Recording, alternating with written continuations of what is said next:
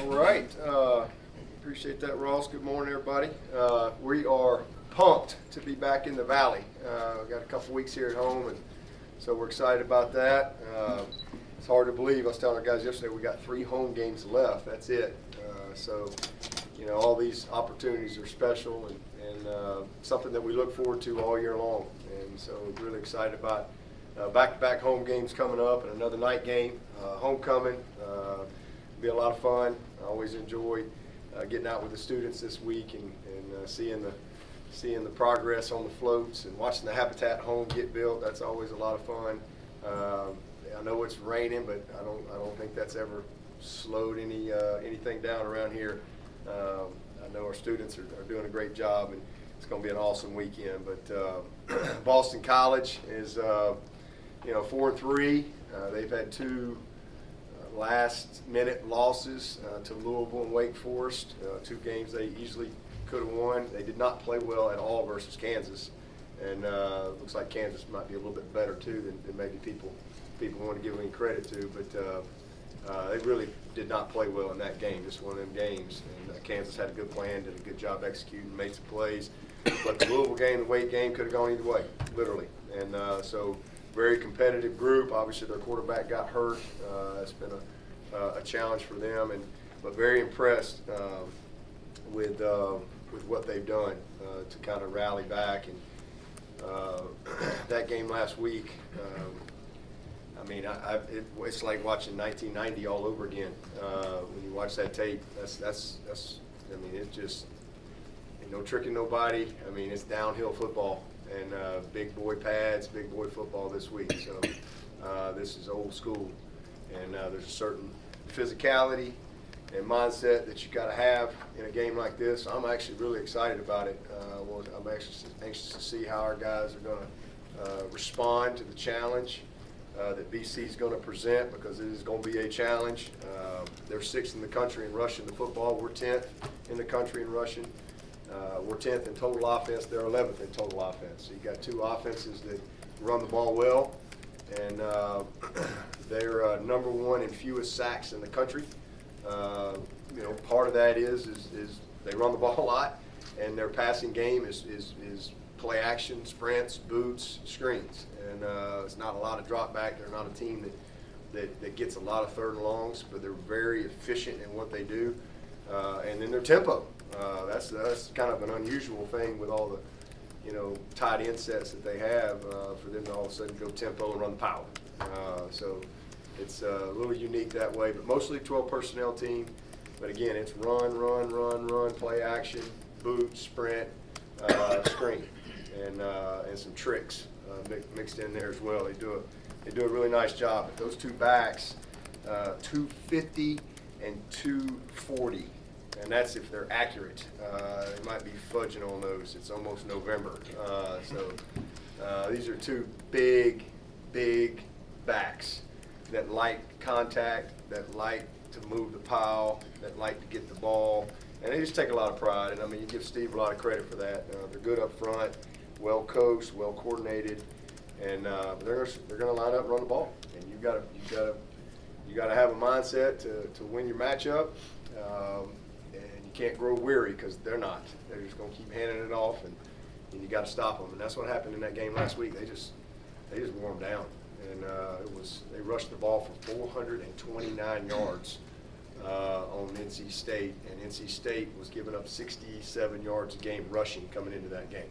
So that's what these guys are capable of doing. And over on the defensive side, they're doing the same things. They're man coverage. They don't have great depth up front, so they've created some pressure with their blitz schemes. And I think the biggest thing against them, their defense is trying to stay out of 3rd and longs.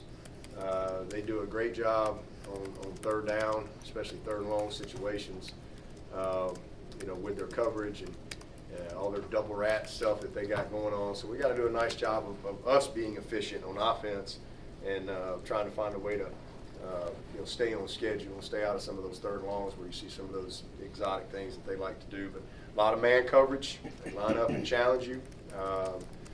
Physical up front. Backers are good players. It's kind of wild for me because there's two guys on their D-line that started last week that I have a connection with, and it's kind of unusual. We think about Boston College, obviously Richard Yergin.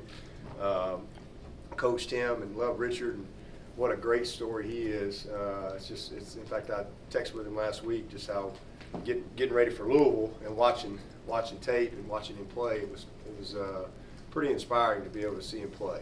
And I know he's worked really hard and started last week against NC State. So I know he's excited to come in, and I look forward to seeing him. But really proud of Richard, and then the Ram kid, 99.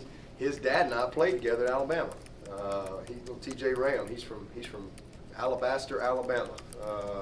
Went to Thompson High School, and but his dad Thomas was a great player at Alabama. Was a big 6'7" defensive lineman, and a good friend of mine. So got two guys right there that are got a little connection with. But it's a challenge for us, but we're looking forward to it.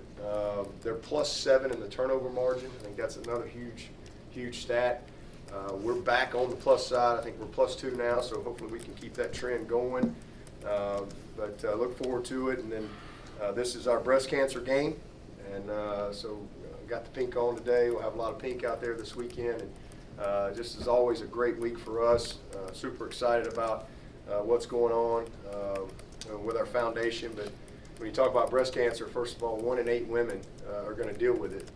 It's a 41,000 plus women will die this year from breast cancer, and it's the most commonly diagnosed cancer for women in this state, and just something that we've always been passionate about, and this game in particular is a big deal.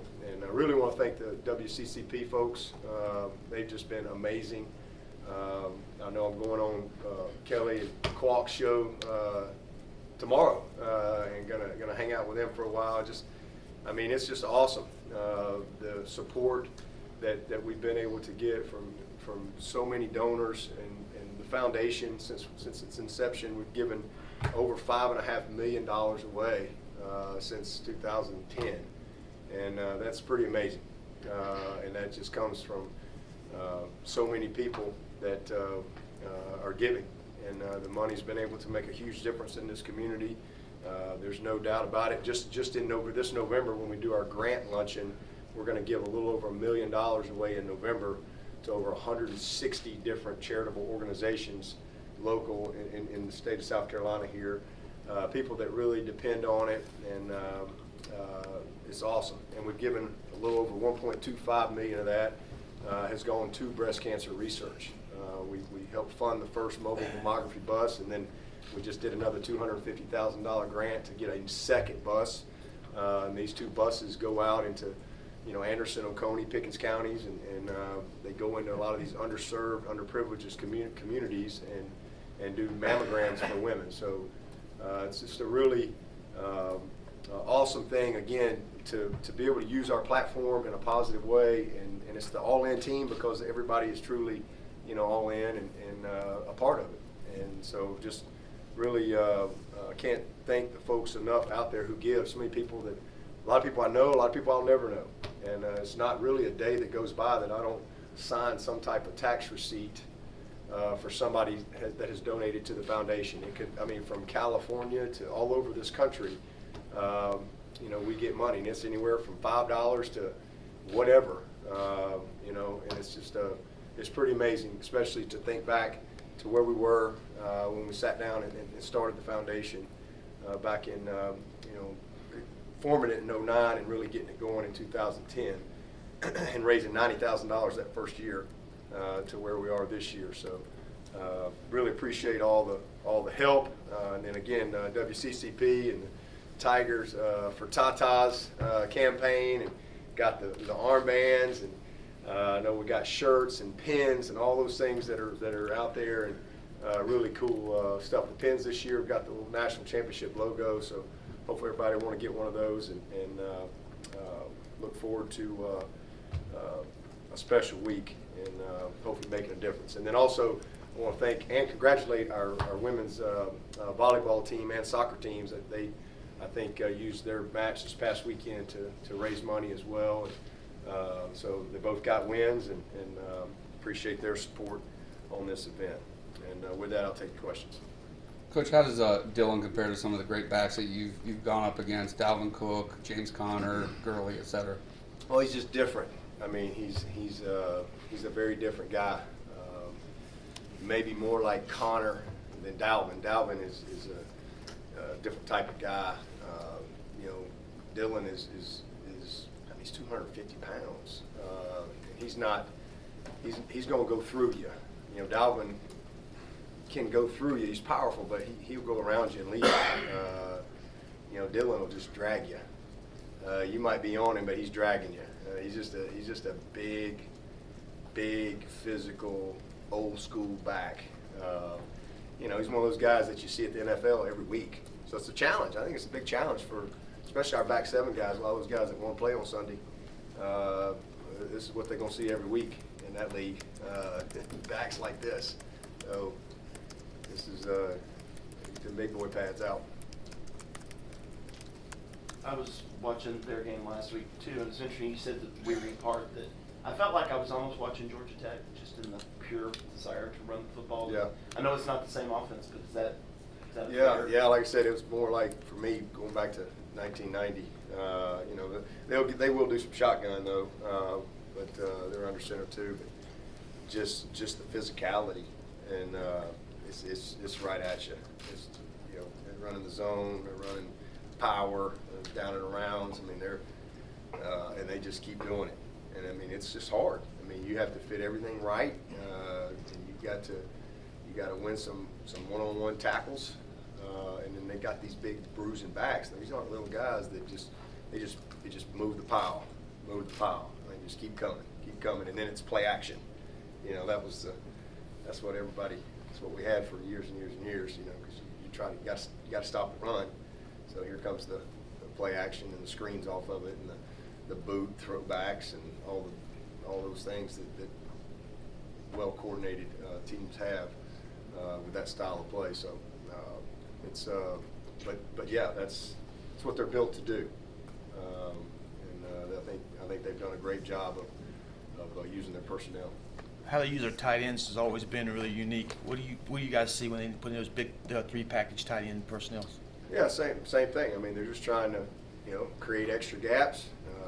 It's a mindset. It's hat on hat, and then they're trying to, a lot of bunch sets, a lot of close alignments, trying to get your eyes in the backfield and big plays off the play action. That's really what they're trying to do. What have you seen from Braden Galloway's possession kind of behind the scenes? Braden, he's been good. I mean, he's good. He's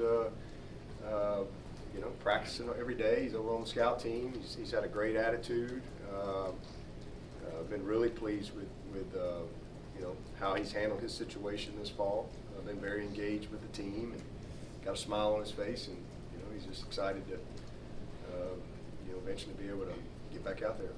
About 20 snaps a game for Jordan McFadden right now. Could you just address his progression a little bit? And is he a guy that can maybe switch positions in the future just because of having Jackson ahead of him at left tackle? Yeah, I don't think he'll switch positions. I think he'll probably be our right tackle next year. He's playing both. He's playing right and left, but I mean, he could go inside and play. I think he's one of those guys that can play any position, but he's probably that guy that'll be that right tackle for us. Probably going in the spring for sure. But he's doing a good job, just getting better and better, and really excited about his potential and his development to this point. Coach, you have 10 interceptions already this year, just 12 all of last year. You said going into the season you thought this would be your best back seven ever. Is that just kind of a result of the experience that you have back there in the secondary? Yeah, no question. I mean, we're deep and smart, and guys have played a lot of football. They care. They prepare really hard every week. I was just sitting here yesterday. I was walking through, and 4 or 5 of them sitting in there watching tape, coaching themselves, and that's pretty cool. But that's the type of guys they are. They're just a very mature group. Those backers and safeties and corners that we got, it's proven to be the case. We're finishing. Last year we didn't make a lot of them. We had our hands on a lot of balls. We didn't finish some of them. This year we're finishing a lot of those plays. So really proud of those guys. I think we're ninth in the country in takeaways. So hopefully we can, do a little better job of taking care of it on the offensive side and continue that plus climb. Even though last year's D might have had more great individual players, do you think as a collective unit this group is better than last year's group, or at least could be by the end of the year? It's a day-to-day deal. If you look at it today, the statistics say that they're better, but that group, they don't. The seasons, we got a long way to go. But I think we're only giving up about 12 points a game, so we're a little ahead of where we were last year at this time. So just from a statistic standpoint, on paper they're a little better, but we'll see. That's a long way. That bunch was pretty special. And they got better and better and better and better and better. And that's the challenge with this team. Are we going to improve like last year's team? You win a game 45-10, and you only give up 10 points, and think you played pretty good, and then you watch the tape and you go, "Daggone, we had 20 with the most missed tackles we've had all year." And we got some alignment things. We just got a lot we got to fix. Now, the good news is our effort is overcoming some of that, so you don't get exposed for it. But make no mistake, we've got to get better on both sides of the ball. So, we'll see. We'll see if they make the same strides that last year's defense did, because they had some struggles early that cost us, but they got better and better and better and better as the season went. And then by the end of the year, we were awesome. So we'll see if this group makes the same type of growth. Do you expect Xavier Thomas to be back full go this weekend? Yeah, we'll see today. I don't know, about Xavier right now. We got to go through a progression, and today's the first day of full pads, and tomorrow's shell. So it's a day-to-day thing. Coach, I thought it was interesting after DK's muff punt on Saturday, you went right back to him instead of putting Omari in. Does that just show the confidence that you have in him back there? And how's his turf toe going? Same thing. He's doing a little better, and we'll get him out there today a little bit more. They ran him pretty good last night, so today will be a little more challenge for him, and we'll see. He's probably day-to-day as well. But, yeah, I got confidence in DK.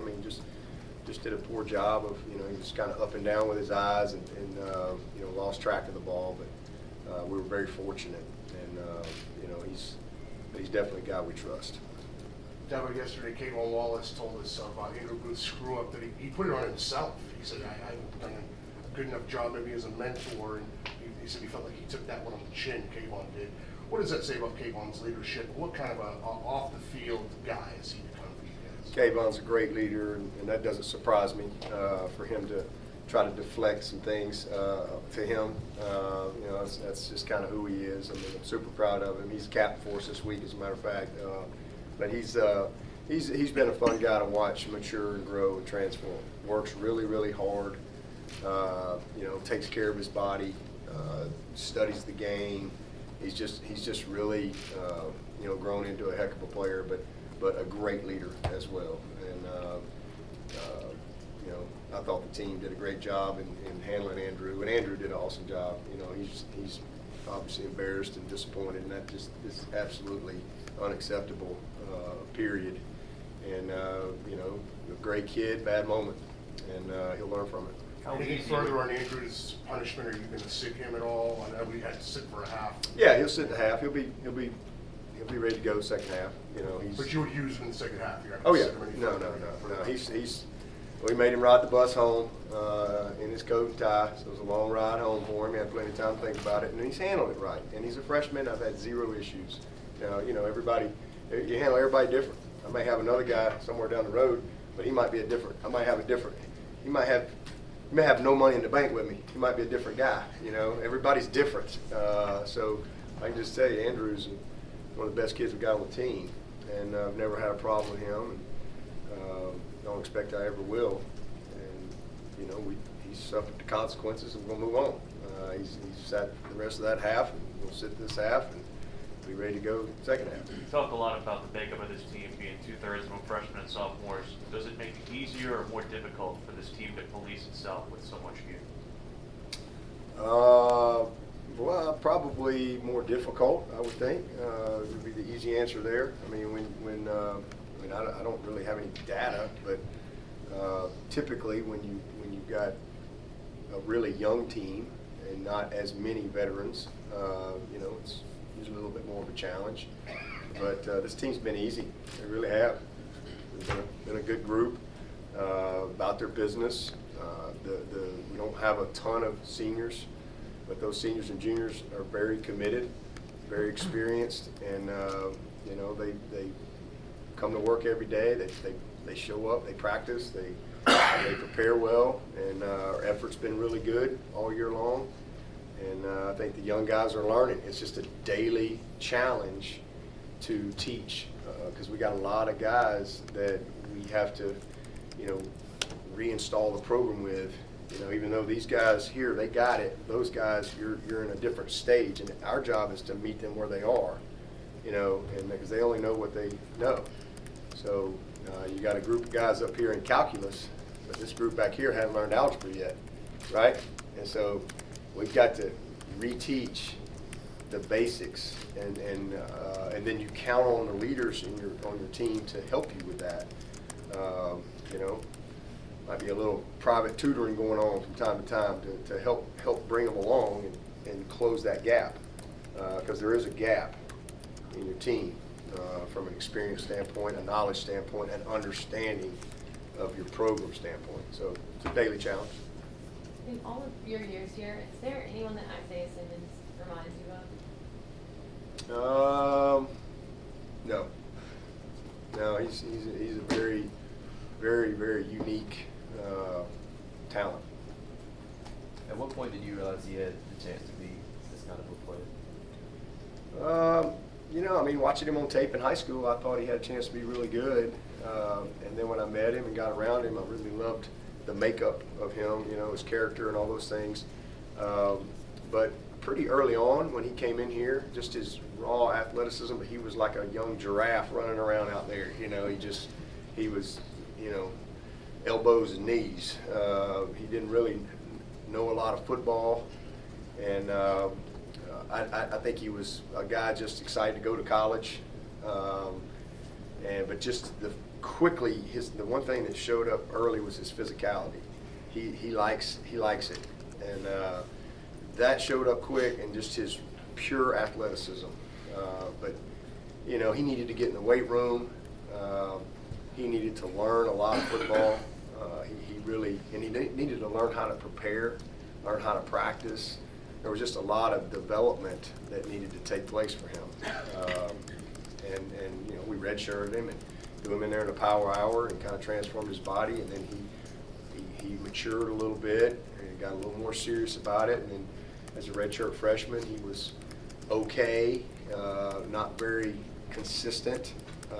Showed up on special teams big time that redshirt freshman year, and then kind of by the end of the year was getting a little more opportunity. And then last year as a redshirt sophomore, he got his first chance to start. Was a little shaky early. I think he realized that he was going to have to prepare at a whole nother level, and he just has gotten better and better and better. So the game has slowed down for him. He's having a lot of fun, and he's one of those guys that, as you see, we've got a lot of flexibility in how we can use him. Has Chad Morris ever said that, boy, I wish Bielema had offered that guy? What's that? Has Chad Morris ever said to you, boy, I wish Bielema had made an offer to Isaiah? He said Arkansas no. was his dream school. Oh, no, I didn't know that. When we were recruiting him, it was Nebraska and Michigan. That was the two schools that we were competing against. But no, Chad's never said that, did he? Isaiah said that he's oftentimes too hard on himself. Can you give us any insight or any examples, maybe on the practice field or in the film room, where he's maybe a little over the top on being his own worst critic? Not really. He's really kind of like this all the time. Sits right there. Where David's sitting there, and that's Isaiah's seat. Better athlete than David? Slight. It's close. But he's really kind of the same guy. Early on, he's a guy that like I said, I just don't think he really knew how to prepare, and I don't think he was just as serious about it I think he's a very smart guy, but just think he really handles himself like a pro. He really does. You know, just how he goes about his business day in and day out. And he's going to be a great pro. He's going to be something special. He's what everybody's looking for because he's that hybrid guy. He's long. He can cover. He can play first, second, third down. You know, he legitimately could go play safety. I mean, he's a guy that could probably make, you know, all conference for us in probably 3 different positions if you could play him there. He's just a really good player, but you know, I'm sure he's tough on himself. But one of the things I love about Isaiah is he always has a great spirit to him. The team loves him. He's just got he's just got this great spirit all the time. You can't help but smile when you get around him. I don't ever see him down. I don't ever see him mad. You know, he's just a happy kid and takes his job serious. I mean, he really takes a lot of pride in doing his job over and over and over and trying to please Brent. You know, Brent's done an awesome job with him. You know, Brent's he's not the easiest guy to play for because he's going to really challenge you every single day. But I think Isaiah has thrived with that. I think you noted that like Nebraska and Michigan wanted him as a wide receiver. Well, I think Michigan offered him on defense. I think Nebraska offered him as a wideout. I told him quickly, I was like, "You're not a wideout. So if you come here, you're going to have to play defense." That was one of the things I wanted him to understand early. You're not going to play wideout here. But along those lines, you've had a bunch of guys that you bring them in. Maybe someone didn't want him, and he flew over a bunch of schools to come to you. But to know that this is a guy you can make fit, is the physicality part, is that like the bottom line thing that you look for when he's a sophomore and junior in high school? Is there like a checkpoint where you can find that diamond in the rough that maybe makes it easier for you to have confidence in that? Yeah, I mean, we had lost those DBs after that 15 season, and we had to find some guys. And he was just one of those guys that had not committed anywhere. And watching the tape, yeah, it was one of the first things that jumped out was, okay, this kid's a natural football. I mean, he's physical. Yeah, it's an easy thing to see. You see those guys sneaking up on him, you're probably going to move on to the next guy because it's hard to coach that. I mean, you gotta either have that or you don't, and that was an easy thing to see. And just his, he could run, his range, and showed up on tape. And they played him on both sides, and he was a track guy as well, so we had verified speed and things. And so when we went out there and saw him, and you just meet him physically, and you go, whoa, this guy's with that physicality and his ability to run. We got a chance to really develop him. Not really sure what he is. Is he a safety? Is he a nickel Sam? What is he? And but we'll figure it out. The biggest thing is, he was a pretty highly recruited guy. I think he was like a 4-star guy or something like that. I'm not, maybe some of the recruit folks will know. He was one of them. I think he was at least a 4-star. But he was probably going to go to Michigan or Nebraska, and then he came in here and visited and loved it. And thankfully, he came. I know you said Niles probably played his best game on Saturday. Where have you seen him kind of grow the most this season? Yeah, he definitely played his best game. I thought he did a great job just staying on his feet, protection, recognition, block destruction, just being physical, doing a great job with his eyes. He's improved his pass rush. He's just gotten better in a lot of ways and just more and more confident. He's a physical kid naturally. But he did a great job last week. That stretch scheme that they ran, they do a good job of cutting you down backside, and they can split your defense in half in a heartbeat. And that little back they had was quick. And I thought Niles did a really, really good job of defeating the blocks and staying on his feet and keeping our defense intact. But made some plays, and he's just grown up. He's taking advantage of his opportunity. He's been through a lot. He's had to be patient. He's had injuries. He's had a lot of things he's had to deal with. And I just think he's settled in and is starting to play with a lot of confidence. How peculiar is it for you to see a player who you used to coach on the other side? I'm trying to think. I don't know that I've had that. Might be the first time for me. I'm not really sure. I have to really think about it. I don't know that I've experienced that. I was trying to think even in Alabama. I take that back. We had one kid at Alabama that went to Tennessee. Yeah, it's different. But, you know, I love Richard. I mean, he's one of my favorite people, and was just a great kid, great family, a model student. You know, just an unfortunate situation for him, you know, going into that, I guess it was his 4th year.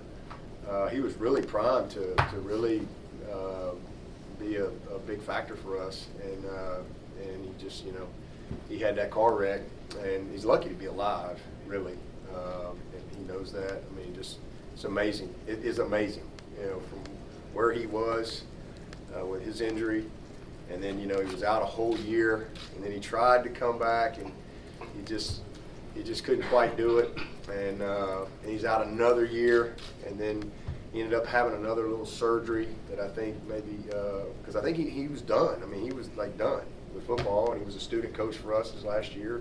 And I do think that's one of the great things that the NCAA has allowed is that 6th year.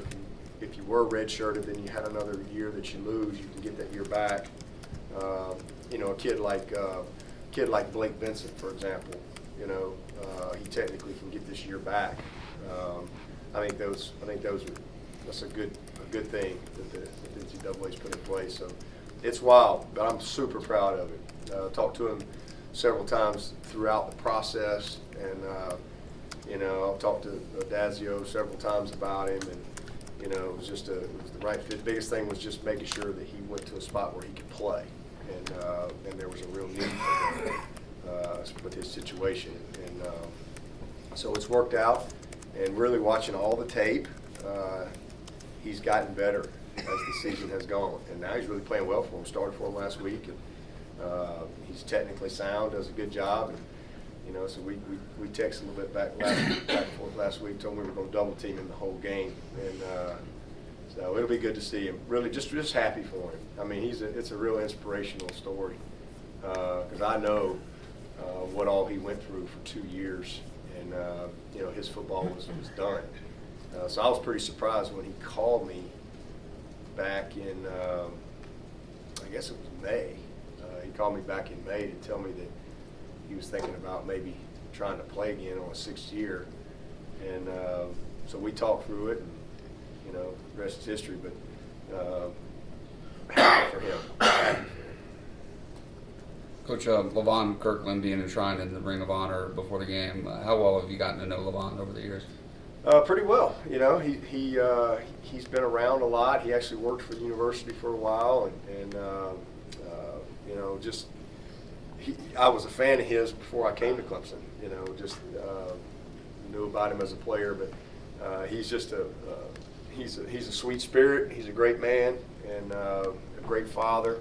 You know, he lost his wife to cancer a few years ago, and he's coached. He's done a little bit of everything, but very deserving of this honor, and a great representative of Clemson University, Clemson football in every sense of the word. I think he's probably the most respected, one of the most well-liked guys amongst his peers. You know, just a great gentleman, and I know it's going to be a great celebration with he and his family this weekend. What was that call like for you? Were you surprised that he was giving another shot? Yeah, I was surprised. We talked about it, and you know, because I was a little worried, you know, but he had another little procedure done, and he just felt great, and he just felt like that he could do it, and he wanted to give it a shot, and he really just, you know, wanted to talk about it. He wanted some counsel, and wanted my blessing too, and I just we talked through all the aspects, and then you know, he ended up at BC. I ended up talking to Dazio about him a couple times, and you know, it worked out. So he's doing a good job. But again, it's pretty cool to see him back on the football field in uniform, because he'd been through a lot in you know, 2 years of not playing football. To see him, it's pretty impressive, you know, to see him where he is, and again, from the beginning of the year to where he is now, I'm really, really proud of him. It's not like he got spring practice, you know. I mean, it's been literally over 2 years since he's played ball, and now you're out there, and then he's at Boston College, and their style of play, and you know, from a physical standpoint. So I think it's just been great for him and his confidence, and just hopefully being able to finish and walk away, you know, maybe with a little more peace.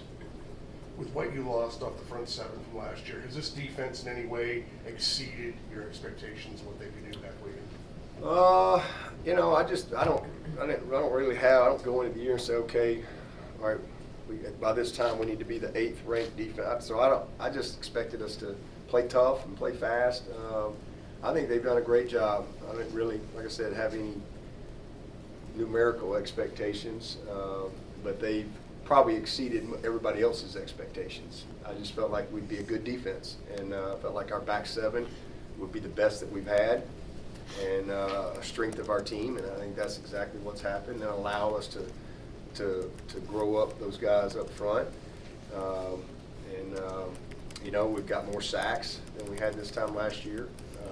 We're doing a good job. Certainly got more turnovers, and you know, I think that we've used our personnel very well, week in and week out, to give ourselves the best chance to be successful, and we started to develop some good depth. And some young guys have stepped up. You know, a guy like Tyler Davis has come in here and really just been a huge blessing for us. I mean, we lose the guys that we lose, and somebody's got to step up, and he's definitely been a guy that, you know, we knew Niles and Jordan were back, and those guys at the end that played a little bit last year, but you know, KJ's coming on, Maskell's coming on, and now you know, the addition of Tyler has been a huge benefit for us. Given that, are you surprised that when people talk about you, it seems like the first thing they go to is whatever they think about your offense?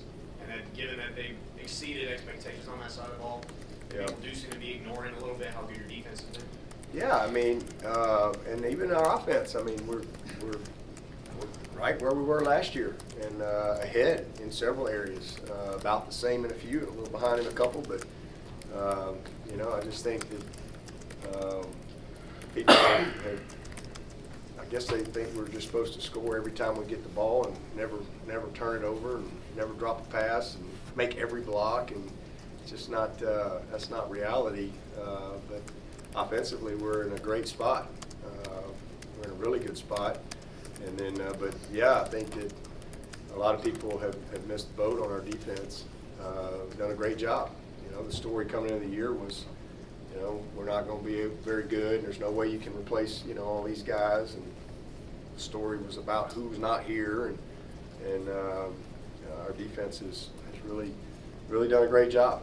I mean, they really have, and it's been strength in numbers. Just like we said coming in, it's been strength in numbers. Not a lot of superstars up front yet, but a group of guys that are collectively getting the job done.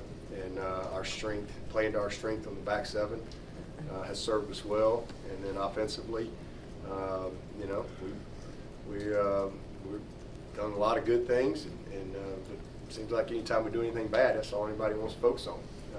Just want to focus on the bad. We did a lot of good. I mean, Trevor throws 2 interceptions, and that's all you see on ESPN. You know, you don't see 20 of 29 and 3 touchdowns, and you don't see the good stuff. So that's just kind of comes with the territory. We just keep on plugging. Dabo, so many of your guys have openly talked about how they're perfectionists. Yesterday we heard Trevor talking about all the pressure that they face on a national scale. How much do you discuss with your players the mental and emotional side of the game, especially at this point in the season? Every day, every single day, we talk about. I think any good coach, you're gonna touch on all aspects of the game. You know, the game's way more than just physical. The mental part of the game is probably as big a part of the game as anything. So you know, we touch on all aspects. Developing the mindset that you have to be successful. You know, week in and week out is a huge part of coaching. I mean, that's a huge part. You got to get your plan down. You got the physical part, but the mental part, the mindset, week in and week out is critical. But so we connect with them emotionally every day. All right, as we conclude here, wanted to issue one quick congratulations. As many of you will have seen since we've been sitting here, Kelly Gramlich has since been announced as the newest women's basketball analyst for the ACC network. So congratulations for Clemson Athletics. How about that? So she's the Eric McLean for the women's basketball. She can Much judge your cuter. game a little bit. She's seen. Oh, so you're an analyst. You know, we have cameras at our house. So I probably have some, if I had to go back, you could analyze our horse game. You could analyze that. Well, that's great. Congrats. That is awesome. You got to move? No. Oh, you don't have to move? No. Okay. Awesome. That's great. That's great. Congrats, Kelly, and everybody. Thank you for joining us. In addition to our players, LeVon Kirkland will be available downstairs today, so be prepared for that. Thank you.